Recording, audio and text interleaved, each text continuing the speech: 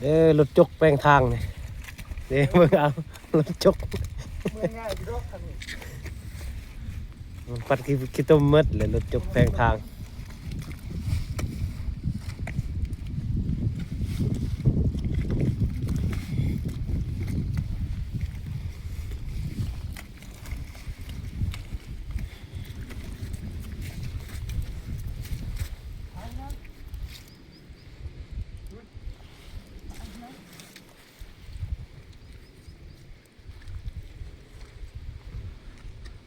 มาเด้อไปทางเอากันเด้อ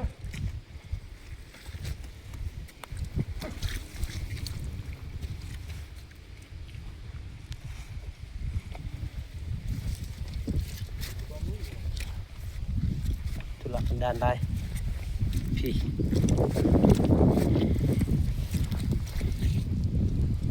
นี่เห็นว่าทางรถไฟอยู่หันนี่บนนั้นบนเล็กกว่าหมู่หันรถจกรถพักแหละเมื่อยเลย